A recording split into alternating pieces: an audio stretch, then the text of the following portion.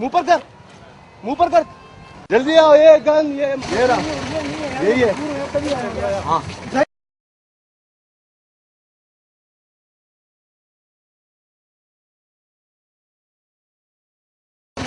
یہی ہے. ہاں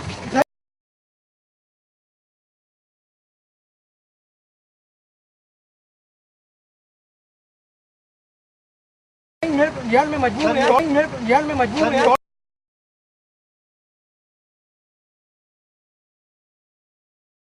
جان میں مجبور ہے.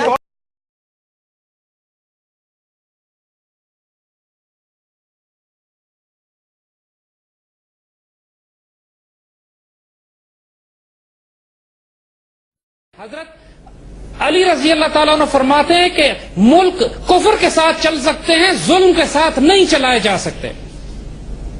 اس پاکستان جیسے ملک میں سب سے کرپٹ، سب سے انکمپٹنٹ اور راشی ادارے پولیس اور لوور جوڈیشری ہے اس ملک میں، جہاں پر ایک معمولی مقدمات 20 سال تک کھینچے چلے جاتے ہیں اور لوگوں کو انصاف نہیں ملتا.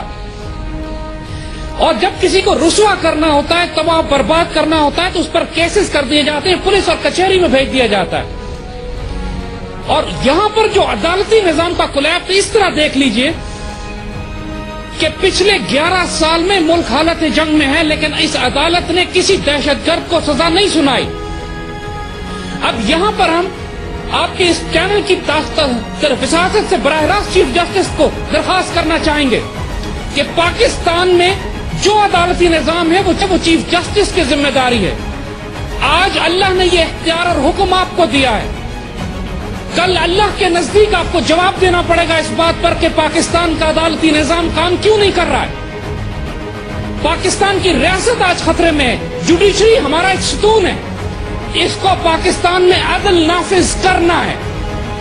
کہیں کی سڑکوں پہ کم از کم 100 لوگوں کو زندہ جلایا جا چکا ہے، اس لیے کہ لوگ اب ان کو پکڑ کر پولیس اور عدالت کے حوالے ہی نہیں کرتے. اور اس وقت اس بات کو سمجھنا پڑے گا کہ پاکستان کا سب سے بڑا مسئلہ کرپشن اور دہشت گردی ہے.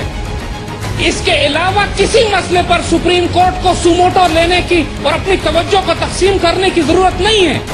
یہ فیصلے چیف جسٹس کے ہیں جو کریں، لیکن اس وقت ملک کی ضرورت، پاکستان کی ضرورت، اور پھر یہی بات کہ یہ ملک جس کو اللہ اور اس کے رسول صلی اللہ علیہ وسلم کی طرف سے ہمیں تحفے میں دیا گیا ہے، اس کی ضرورت یہ ہے کہ اس میں انصاف کو نافذ کیا جائے.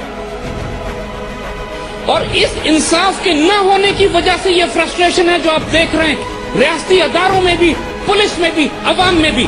اور ایک بات اور یاد رکھیے گا، پچھلے صرف ایک ہفتے کے اندر 150 سے زائد پاکستان کے فوجی افسر اور جوان پاکستان کا دفاع کرتے ہوئے شہید ہوئے. ان کے بارے میں اس میڈیا میں کوئی بات نہیں کہی گئی. کسی ایک شہید کا نام بتا دیں جو پچھلے ایک ہفتے میں شہید ہوا، اور 150 سے زائد افسر اور جوانوں نے اپنی جانیں قربان کی ہیں.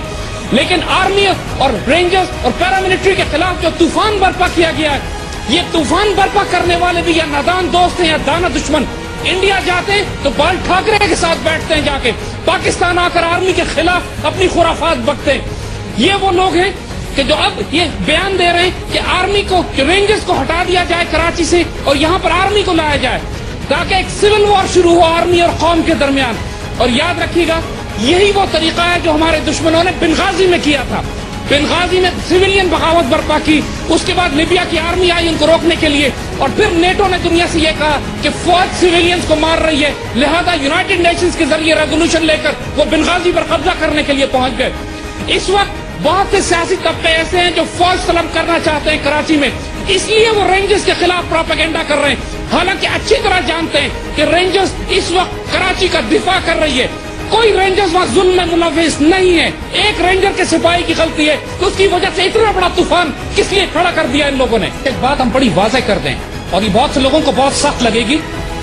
اس وقت جب پاکستان حالت جنگ میں ہے، ہر روز ہمارے آفیسرز اور جوان شہید ہو رہے ہیں، اس وقت فورسز کے خلاف بات کرنا غداری سے کم نہیں ہے.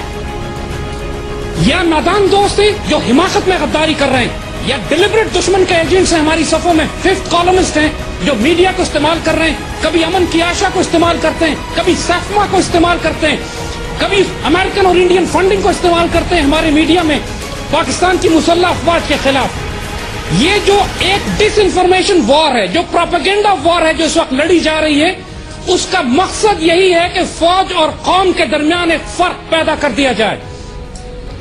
हम यहां फौज को मुखातिब करके कहते हैं कि आप डिमोरलाइज मत हो, पाकिस्तान के पेट्रियट्स प्यार करने वाले आपके साथ खड़े हुए हैं।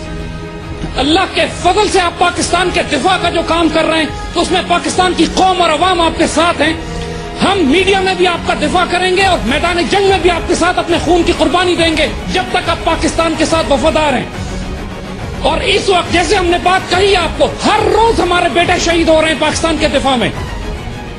इस वक्त जो पाकिस्तान आर्मी के खिलाफ बात करेगा वो गद्दारी करेगा और हम उसके साथ वही सलूक करेंगे जो गद्दारों के साथ करना चाहिए।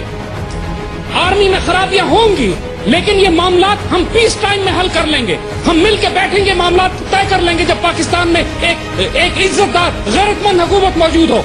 हालत जंग में फौज को डिमोरलाइज मत कीजिए। जो इस वक्त फौज के खिलाफ, रेंजर्स के खिलाफ बात कर रहा है, और क्या करें, हटा दें इनको बीच में से। तो क्या तहरीक तालिबान को, BLA को, इंडियन इंडिपेंडेंट बैटल ग्रुप को कौन रोकेगा? रेलवे वादा या उसको आके पाकिस्तान एयरलाइंस के स्टाफ आके जंग करेंगे? अल्लाह से डरे और दुश्मन के खेल को समझे।